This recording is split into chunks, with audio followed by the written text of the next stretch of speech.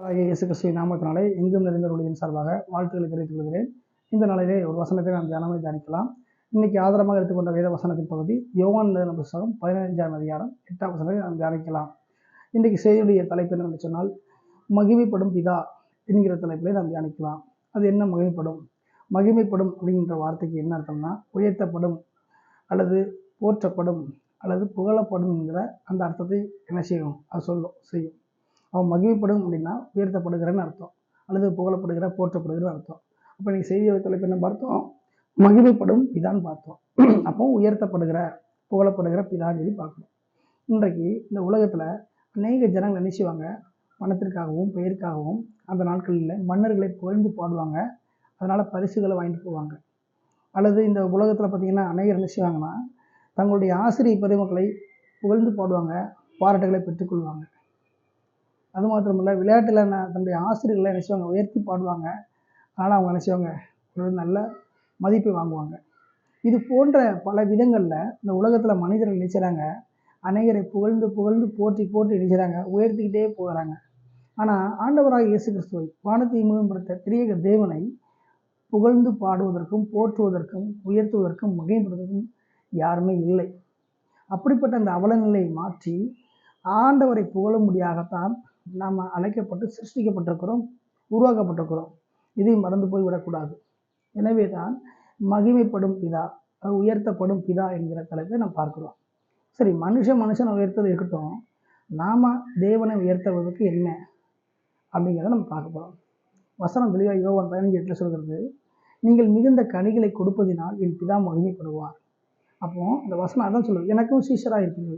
அப்போது ஆண்டவராகிய தேவனை மகிமைப்பட, ஆண்டோடைய தேவனை உயர்த்த, அவரை போற்றி புகழ நம்ம செய்ய வேண்டிய ஒரே விஷயம் என்னன்னா, மிகுந்த கனிகளை கொடுக்கிறவர்களாக இருக்க வேண்டும்.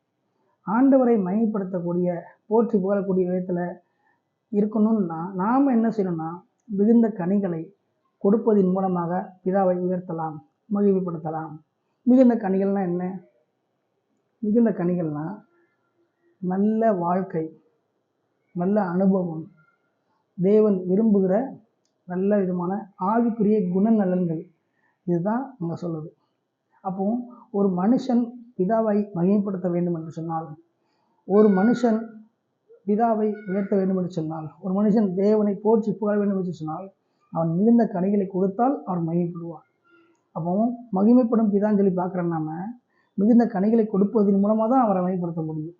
சரி, யார் மிகுந்த கனிகளை கொடுத்தாங்க, நல்ல குணநலன்களை பெற்றிருந்தாங்க, நல்ல விதமான கனிகளை வெளிப்படுத்தினாங்கன்னு பார்க்கும்போது யோசேப்பு என்கிற மனிதனை பார்க்கலாம். ஆதியாகமம் 49 அதிகாரத்தில் கடைசி பகுதியில் பார்க்கும்போது யாக்கோபு தன்னுடைய எல்லா மகன்களையும் அழைத்து ஆசீர்வாதம் கொடுக்குறாரு. ஆவியானவர் மூலமாய் யாக்கோபு நிறைய வசனங்களை பேசும் பொழுது யோசேப்பு பார்த்து சொல்கிறாரு, யோசேப்பு கனி தரும் செடி அப்படிங்கிறார். அப்படின்னா என்ன அர்த்தம்? அவன் மிகுந்த கனிகளை கொடுக்கக்கூடியவனாக, அவன் ஆண்டவரை ஆகிய தேவனை மகிமைப்படுத்துகிறவனாக, போற்றி கொள்கிறவனாக இருப்பான்னு சொல்ல வர்றார். அப்போ கனி கொடுக்கக்கூடிய விஷயத்தில் எல்லாருக்கும் கொடுக்க முடியாது. உலகத்தோடு கலந்துருப்பாங்க, இங்கிட்டு வாழ்வாங்க. ஆனால் அப்படி இருந்தாலும் நாம் அப்படி இல்லாமல் வேறுபட்ட ஜீவியத்தை ஜீவிக்கிறவர்களாக மிகுந்த கனிகளை கொடுக்கிறவர்களாக இருக்க வேண்டும். அப்படி மிகுந்த கனிகளை கொடுப்பதன் மூலமாக பிதாவை மகிமைப்படுத்த முடியும், தேவனை போற்றி புகழ உயர்த்த முடியும்.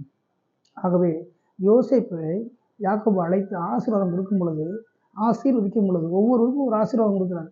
யோசேப்பு கொடுக்கும் பொழுது யோசேப்பா சொல்றாரு, யோசேப்பு கனிகளை கொடுப்பவன் அப்படின்னு சொல்லுவார். கனி தரும் செடிங்கிறார். கீழே இருந்து மேலிருந்து ஆழத்திலிருந்து கொடுப்பான்றார். அப்போ அதுக்கு என்ன அர்த்தம்? எல்லா வகையிலையும் அவன் கனிகளை வெளிப்படுத்தக்கூடியவனாக இருப்பான்னு சொல்லி உங்கள் வாசனம் வருது. அதனால தேவன் மகிமைப்படுவார்னு மறைமுகமாக சொல்ல வர்றார். அப்போ இதை கேட்டு கொண்டிருக்கிற, இதை பார்த்து கொண்டிருக்கிற ஒவ்வொருவரும், ஒவ்வொரு ஊழியர்களும், ஆசிரியர் பெருமக்களும், சகோதர சகோதரி யாராலும் சரி, நம்ம வாழ்க்கையில் எல்லா வகையிலும் ஆவிக்குரிய ரீதியாக குணநலன்களை, ஆவிக்குரிய செயல்பாடுகளை, நல்ல ஒரு அனுபவங்களை நம்ம பெற்றுக்கொண்டு அதை தேவனுக்காய் கொடுப்பதன் மூலமாக, வெளிப்படுத்தின் மூலமாக நாம் தேவனாகிய ஆண்டவரை என்ன செய்யலாம்? நம்ம மகிமைப்படுத்தலாம், அவரை உயர்த்தலாம். எனவே இதை கேட்டுக்கொண்டிருக்கிற ஒவ்வொருவரும் நம்ம ஊழியம் செய்யலாம், இல்லை வேலை செய்யலாம், அதை படிக்கலாம், அல்லது ஒரு தொழில் கூட பண்ணலாம். நம்ம வாழ்க்கையில் பிதாவை மகிமைப்படுத்த வேண்டும் என்று சொன்னால், தேவனை போற்றி புகழ வேண்டும் என்று சொன்னால் மிகுந்த கனிகளை கொடுப்பது அவசியம். அந்த மிகுந்த கனிகள் என்ன? நல்ல குணங்கள், நல்ல ஆவிக்குரிய அனுபவங்கள், நல்ல செயல்கள். இப்படிப்பட்ட காரியங்களை செய்து அவரை மகிமைப்படுத்தலாம் என்று சொல்லி இந்த வசனம் பார்க்குறோம். எனவே இதுவரையில் நீங்கள் எப்படி இருந்தீங்களோ இல்லையோ நமக்கு தெரியல. ஆனால் இனிமே ஒவ்வொருவரும் மகிமைப்படும் பிதாவாகிய தேவனை மனுஷனும் அவரை உயர்த்த பழக வேண்டும். கனிகளை கொடுப்பதன் மூலமாக, போற்றி புகழ்வதன் மூலமாக அவரை மகிமைப்படுத்த வேண்டும். இதை கேட்டுக்கிற ஒவ்வொருவரும், இதை கவனித்துக் கொண்டிருக்கிற ஒவ்வொருவரும் அவர்கள் வாழ்க்கையில் நல்ல குணங்களை வெளிப்படுத்துவதன் மூலமாக, நல்ல செயல்களை செய்வதன் மூலமாக, நல்ல பண்புகளை வளர்ச்சி அடைய செய்வதன் மூலமாக பிதாவாகிய தேவனை உயர்த்தி அவருடைய நாமத்தை மகிமைப்படுத்த வேண்டுமென்று சொல்லி எங்கும் நிறைந்தவர் ஊழியம் உங்கள் அனைவரையும் வாழ்த்துகிறது. ஆமென்.